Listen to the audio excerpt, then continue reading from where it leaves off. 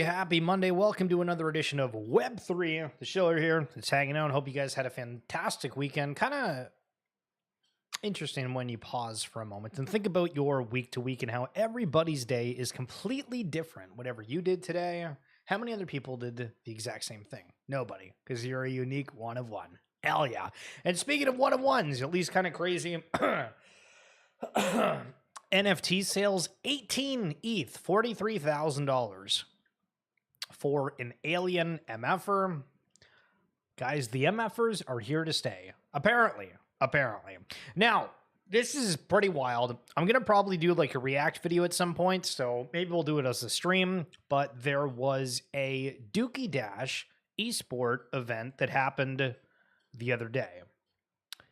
It was for $20,000 in ApeCoin, and I got asked to be in it, and I was like, hell yeah, this is awesome. And the score of my one run, to go behind the scenes a little bit, we were all supposed to start at the same time. That didn't end up working for the way their production was. So then they turned it into one of one races. And again, might not get the full context, but if you've ever played Dookie Dash, basically you're competing for whoever can get the highest score. And I got 158,000. And so when they launched the, hey, here's your final 16, there were two. Sway was like their celebrity status. There was two that had a lower score than 158,000. So what am I supposed to do? And you just take it at face value. There was a lot of other people that were mad because it wasn't just like one or two incidences of one score being wrong. There was a lot. So I thought that was kind of weird, but it was put on by Swamp Gaming, and they got a big sponsorship. I'm not sure exactly like what to call, but one of their AIPs passed with the ApeCoin DAO, and they are now promoting a lot about Web3. When I'll play the video at some point, one of the things that you'll realize is that these guys are really advocating for Web3. They gave a huge description at the beginning of it of like explaining owning your own assets. They had ape water there that they were drinking. The interview skills were a little bit rough. They had somebody on from far away there and they were like talking over him while that was going on. So I thought that was a little strange. One of the gaming individuals they had from that was Sway. And Sway is somebody who was, I believe, formerly a part of FaZe, but FaZe did a huge amount of layoffs. And so the broadcast was a lot about bigging this guy up. And now he's out there tweeting about buying an ape. And they also referenced, during this live cast, they referenced Mongrel. If you remember, he's a huge esport pro, but also won like $1 million from winning Dookie Dash initially and having that one of one Yuga asset. They brought that up. And the narrative, it's taking shape. Not too bad. But speaking of pro games, look at this. So this is the COD Mobile. Everybody's got pillows. Because I guess when you mobile game, you have blankets or pillows because you're laying on your bed or something. It's kind of wild to see. And also for this, it's $1 million prize pool. Well, I mean, Dookie Dash as a whole, not that specific one, it's got $1 million prize pool. We've had several other games come out and have different esport tournaments, including, Jeremy highlighting that over in Parallel, they have one of the leagues going on there. And I believe this is a $50,000 tournament. But notice all the Web3 esports events over just the past few days. It's really starting to ramp up. Now, Joseph Rust, who's one of the individuals who I believe played the game for the people who were like number one. They had the number one. They spent like $1 million and they purchased the heavy metal that was the one of one. And so this guy ran it, or was a part of a group that ran it. And now, and I'm pretty sure he's from Brazil because he was posting around when X had the issue with like getting banned in Brazil or something along those lines. But Mana Gaming, we're setting new standards for Web3 gaming. Another touching point for Web3 games. Now, Steve K posted this about the Doodles Rubik's Cube. Kind of cool to see, but again, not like it's a Rubik's Cube, but with Doodles branding. Still think it's cool, but for anybody that hadn't seen what they look like IRL, there you go. Now, Nana posted this about them selling their Genesis Lowe's Nike Dunk Artifact shoes. And they're asking $420. So I just want to simply ask, I don't know if any of you are in the shoe market right now, but would you go out and spend $420 on these shoes right now. Do you think it's a historical artifact? If you had that money that was disposable, it'd be like, okay, sure. There's something to think about, because at different points, and we'll get to something with BMW and Bored Apes a little bit later, you might be surprised how well certain things age. Or not. Or listen, or not. Deck Screener is throwing away all credibility with paid trending. It's absolute hell to use now. So much noise. Scammers, grifters always paying the most for trending spots. So, Deck Screener, this is where you go and you find out all the info. What's coming out when. But yeah, I guess I don't really use this because I don't really do too much with Solana, but very interesting to see these different sites. And I mean, even cryptoslam.io, they're starting to have a lot more ads on their site. Anything that's a tool, remember, they got to get funding somehow. Now, I want to put your artist cap on for a second. We've highlighted DK the other day, but wanting to do it again now here. And they do generative art, obviously in our wonderful world of Web3, but think of each different hairstyle, each different color, creating these palettes, doing all the behind the scenes, and then putting it together in a graph that looks good. We see this and are just like, nice. But think of all the effort behind the scenes. It is crazy. League of Legends players found to be the most intelligent in an IQ survey of gamers with an average score of 120.4. Yo, shout out fellow League of Legends players. FC 24 and FIFA 23 players recorded the lowest average IQ in the study with an average score of 89.8. So is FC soccer? I know FIFA is, but damn, also the argument too is with FIFA, it's probably got one of the highest user bases in the entire world. So is it just like on a master scale? I mean, I don't know.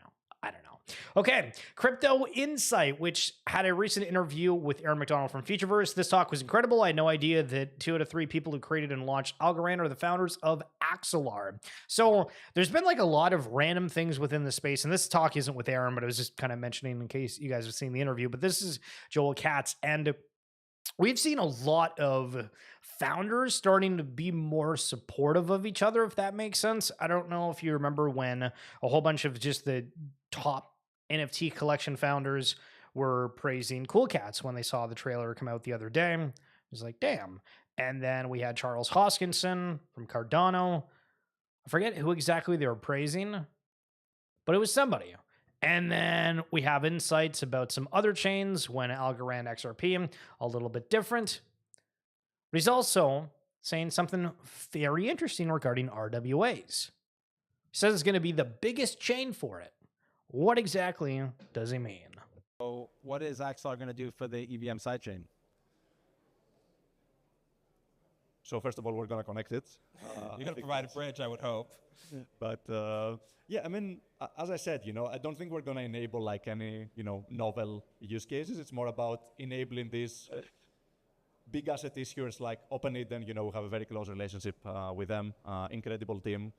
And, we're going to enable them to link their instance of like their stablecoin that's going to launch on XRPL with the instance of their stablecoin on Ethereum, right? So a holder of the asset can bridge it over to XRPL EVM with zero slippage, right? So you can do these interesting things where if you work closely with the issuer of the asset, you can allow them to move the asset without friction across chains. But the one thing I'm most excited about happening on XRPL is finally opening up DeFi opportunities for for XRP, right? Again, it's the biggest asset with one of the biggest communities that doesn't have DeFi, right? And being able to use this asset productively in DeFi, I think it's going to be a big thing. And then XRPL, Ripple obviously has a very unique edge when it comes to RWAs. And with Axelar, we're working with most of the RWA issuers as well. So it's not something we've done a deep dive yet with your team, but it's something we're prioritizing now and just bringing new RWAs over to XRPL.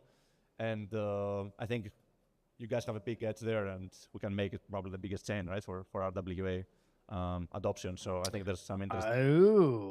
We think Ripple XRPL is going to have the biggest RWA space. And of course, we do the RWA segments podcast.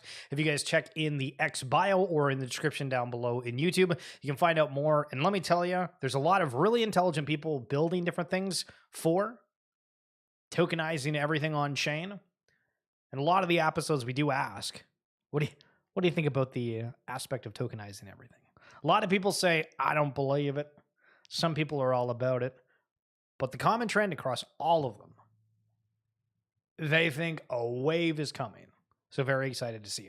You have 0.3 ETH. Trader Pops, what's going on? Listen, I give you 0.3 ETH. What are you buying? A Cryptodes, a Cool Cat, a Bean, or a Chimpers? I could be wrong with this thought, but I don't know if the art is as important as it once was. Now, that might be from somebody who doesn't really change the online identity a whole lot. I feel there was a time when it was like changing profile pictures. I was like, what do you want to be known as? You know what I mean? It's a lot bigger than the whatever your MSN or Xbox profile looked like before. But it's a digital identity. And once you have one, then you have to look at the other perks, benefits, reasons for holding something. Is it just art? Do I think they're going to do a lot of cool things? Do I like what I've seen? Same thing as liking a certain TV show. You like SpongeBob, you like Pokemon, whatever show you prefer. It's not going to be for everybody, but there is going to be something for everyone. Justin, UAE eliminates taxes in all crypto transactions. What in the world is that going to produce? I remember way before, people during the previous bull run were talking much more about how they were planning on leaving whatever country they were going in, maybe moving to Portugal for crypto-friendly taxations. There's another place that's opening it up. Will be interesting to see the entire world and how they're going to change things. Now, speaking of change, do you remember when haircuts used to be $15? Holy smokes. You go anywhere for a haircut right now, it's a wee bit more than $15. Holy smokes. When AI haircuts.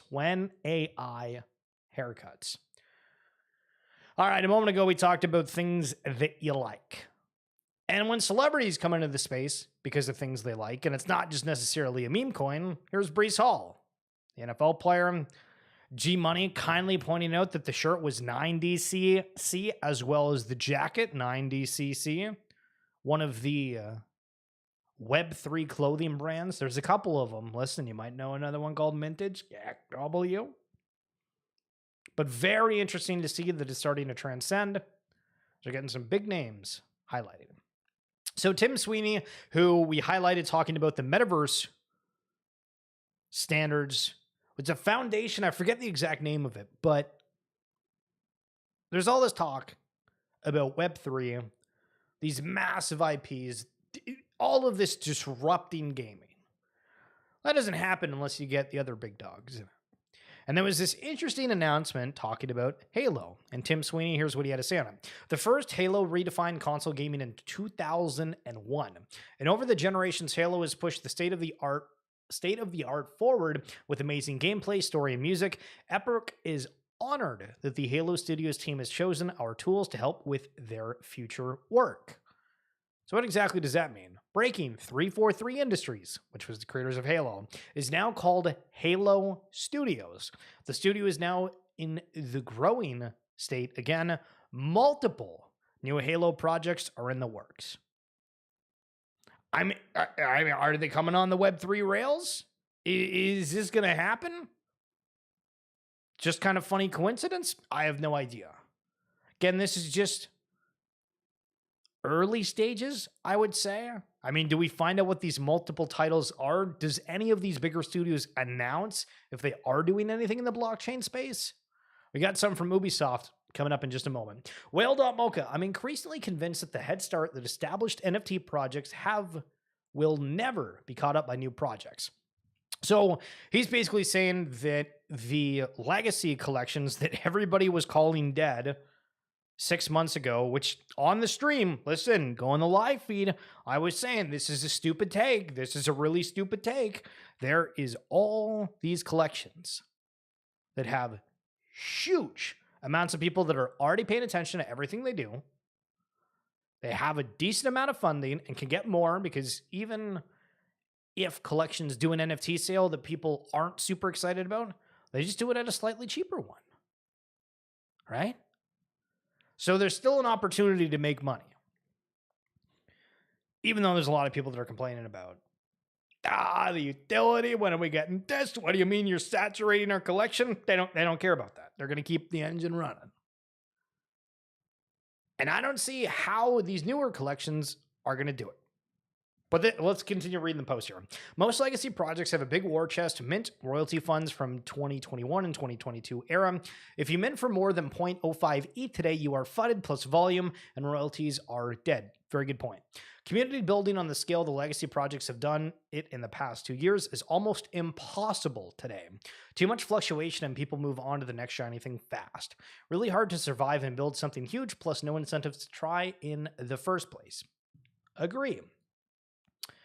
$10 trillion asset manager BlackRock says crypto is being adopted faster than the internet and mobile phones.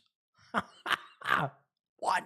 Head of thematic investing at BlackRock, I really spend a lot of my time thinking about the future and some of the disruptive changes that are impacting the world and society and the economy and our portfolios around us.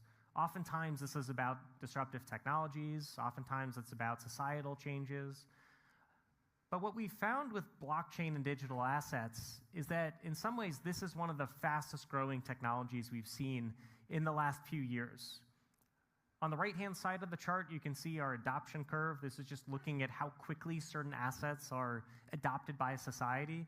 And you can see that blockchain and digital assets are being adopted faster than major revolutions before it, whether that's the internet or whether that's cell phones. And there's a couple of reasons for this. The first reason is just we're living in a more digital economy than ever before. If we're consuming things online, streaming videos, playing video games, buying digital content, it makes sense to have digitally native assets to conduct those transactions, particularly when there's... Secondly, and importantly, in a year like this year, where over half the world's population is voting for new leadership, not just the elections in the United States, in Mexico, in India, and the European Union, we're seeing more geopolitical risk than before, and in fact, declining trust in institutions, whether that's trust in government institutions for maintaining peace and order, whether that's trust in central banks in terms of keeping inflation under control. More distrust has exacerbated the need for a global monetary alternative. The third we're seeing is demographic changes, the rise of the millennial and Gen Z generation. Millennials, at least in the United States, are set to inherit trillions of dollars, are entering peak earnings years in their work, and are increasingly playing an important role in the economy. And millennials are very different from previous generations because we, were the first generation to be digitally native, growing up with the internet, growing up with computers. We understand digital better than previous generations, and that means we're more likely to adopt digital currencies. True. Very well put. Love the point, and yes to everything that was said. Now, so when people talk about you can earn something within Web3 with barely even doing anything, well, look at this. To the 227, which is a very small number, because again, there's 10,000 of these, well, probably more like 6,000 holders, but 227 who claim the 2023 Hong Kong BMW X BAYC POAP, welcome to the Bored Ape Beamer Club. As founding members, will receive a one of 227 physical iron-on patch, which is where I'm saying, listen, people, collectors, there's only 227 of these things. Listen, from BMW, the collectors within that, BAYC, the collectors in that, you know how rare that real-world asset is? Sheesh! The official BABC jacket, or first NFC-chipped apparel, will drop in limited supply for all apes at Ape Fest Lisbon, which is kind of cool. Now, what's also kind of cool is tomorrow on the RWA Segments podcast, we actually interviewed somebody from POAP Studio, which is building on top of POAP. We talk a lot about AI and some other fun things regarding the RWA space and just perspectives. It's fun having the conversations, and if you guys want to listen in, again, in the description below or on the X profile. So Aaron McDonald, if you saw the other day, had this article that was in Cointelegraph, but then or CoinDesk, whatever one it was, and then it started to get picked up on these other things. So on MSN News, it's there, and it was talking about the interoperability within Web3. And I just want to read this quick section right here because I am still struggling with just how to view the interoperability aspect. But let's read it first. For example, making an avatar interoperable between different games involves significant technical challenges, such as ensuring compatibility with different character sizes and shapes, creating a file standard for interoperability. Yo, Buffalo Space coming on through for the 31 months. Holy shit. Early BAYC vibes. True. Thank you very much, good sir. Happy to have you here. Hope you've been enjoying the streams. Hope you're having a phenomenal weekend. But back to interoperability. Creating a file standard for interoperability introduces new problems, like how to store and update the file across several different games. Economically, there is a lack of motivation. Most Web3 gaming companies focus on their own projects and view true ownership and interoperability as threats to their business models, which rely on captivating value within their ecosystem. So this is... Let's stop on that part and then we'll continue reading in a second. But regarding the business model and how it's going to affect the different games. So there's a very few subset of games that I think this is going to work that already kind of does, right? And maybe it's not a small amount, but think of like obviously your Fortnite. You can just change the character skins to whatever one you want, depending on if the game is selling them. It's more of an example. Call of Duty, exact same shebang there. All depends on... what skin you want to have as a character. The game just has to have it. But each one of them want to build their own, so it's all done in their store. But what if you can take a person wearing a suit, for my lack of imagination, character in Fortnite, then you take in Call of Duty, and then you take it into a game like Overwatch. Well, that wouldn't work because you have to have like a specific character, even though they have those different skins within that game. But what if there was like a technology where if you bought that same suit skin, it actually ends up changing one of the characters within Overwatch, still within like their shape and size, but has that brand or a specific look, but just done in that game. And that's where it gets really interesting. But then you'd have to have a lot of people that are down with it. But at the same time, think of the different partners that are on Fortnite. As an example, Metallica. What if Metallica can then create that skin and it be used for every game that's out there? And people can show off their fandom in that way. Seems super futuristic. You know what I'm saying? Kind of insane. Buffalo Space about to get hit by a hurricane again, so tons of fun. Oh my God. I hope you're going to be safe through it. I've seen some wicked things on the news. We had clouds and just real weird looking ones. And around like 7 o'clock,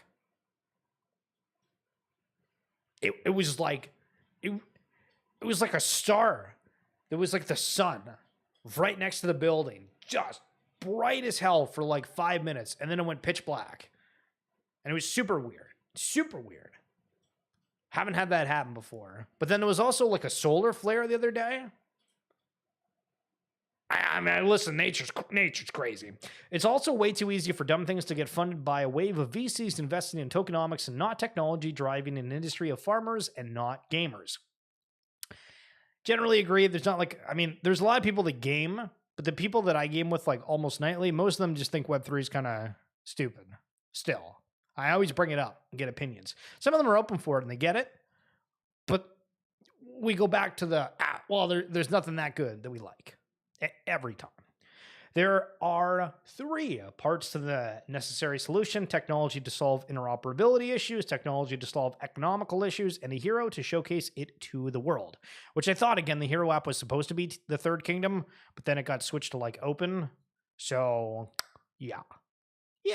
Not complaints, just saying. All right, Red SF launches first ever Web3 gaming platform integrating AI with real-world asset rewards. So you play as a farmer, I think. The world's first Web3 gaming platform that seamlessly integrates advanced artificial intelligence with blockchain technology to offer players a chance to earn real-world assets. This groundbreaking groundbreaking platform sets a new standard in the gaming and crypto industries by directly linking in-game achievements to the ownership of high-value red sandalwood farm parcels, providing entertainment and financial opportunities. I feel like we've generally stayed away from that kind of verbiage within things, but going on that site for Red SF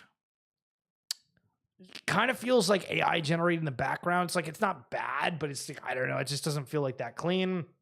Market SF operates at the intersection of two dynamic markets, the highly valuable red sandalwood industry and the rapidly growing blockchain gaming sector. By integrating real-world assets into a virtual gaming environment, Red SF offers players the chance to engage in a novel economic ecosystem where in-game success translates to real-world value. So again, all these things, like, okay, like, how do you even describe it? It just all sounds the same. And I hate that every time we read anything within Web3, it's just like the same verbiage all the time for everything. But what's the gameplay overview? Puzzle solving. Players step into the role of Gary, not Vaynerchuk, a determined farmer navigating through a series of increasingly challenging puzzles. These puzzles are designed to test players' strategic thinking and problem-solving skills. AI-driven challenges, adaptive gameplay. The game's advanced AI DOM presents dynamic obstacles that adapt to players' progress, ensuring each gameplay session is unique and engaging. Story integration. Dom isn't just an antagonist. It plays a central role in the game's narrative, creating a deep... I was like kind of excited initially, and I don't know. All right, hold on. Let's get excited. Virtual land ownership. Okay, hold on. We're rubbing our hands together. We're ready for it. 3 regions. The game world is divided into gold, silver, and bronze regions, each offering different difficulty levels and rewards. Players can acquire virtual lands in these regions, which can increase in value as they progress through the game. Real-world rewards. Success in the game can lead to ownership of real-world red sandalwood farm parcels, making virtual achievements both exciting and valuable.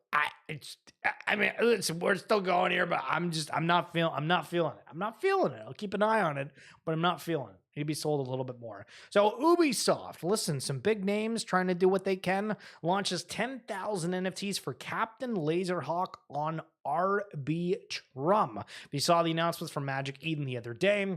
I thought, okay, let's go over and see what exactly this looks like. I feel like Ubisoft has been around for like kind of a while within this, but then going over to the website and what it looks like, right in the bottom, it's got a pop out to all NFC Lisbon participants. Don't forget to link your Ubisoft account to confirm your registration to Eden citizenship. Citizens. I like how every Web3 collection gives like a name. Whether it's citizens, the rabbits, apes. Everybody has like you get given a title. And one thing I love about life is like theoretically you could give yourself any title you wanted. Go around just saying, I'm a photographer. You could have never taken a photo in your life and just say, I'm a photographer. Who are people to say anything about it? But now you're going to be called a citizen? How do you feel, Citizen Buffalo? What the heck is up with Futureverse anyway? Are they going to reset? So confused if I should be grinding Third Kingdom or not still. So, yeah, I mean, it's it's not been the greatest of starts for the Third Kingdom. I would say just wait. I think they're giving a flat reward for the bugs. The bugs on the weekend were like insanely bad. I felt like there was a lot of progress during the week following launch, but then the weekend hits and it's just kind of down and like super buggy for anybody that ended up prestige, and you're kind of stuck because the buildings weren't going through. So I think they just decided to go for the flat reward, because if they did it based off of people who prestiged in their levels, I think it would probably be too much FUD, because there was a lot of just breakages throughout the entire thing. Which is a little tough. True. But yeah, you're gonna have to wait for now. It looks like you've just stumbled upon the gateway to a brand new world. Back to Citizens and Ubisoft, a world you can shape and transform, a world where you'll need to fight to make it better. Are you ready for a new adventure? Prepare your weapons and gamer skills. This guy reminds me of Caesar Flickerman of Hunger Games. You know that game show host? Ha ha ha ha! Unbelievable. All right, that's it for this edition of XFeed. Thank you guys for coming on through. Hope you have a phenomenal rest of your Monday. We'll be back tomorrow as per usual. Buffalo, appreciate you. And the sub, my man, appreciate the support.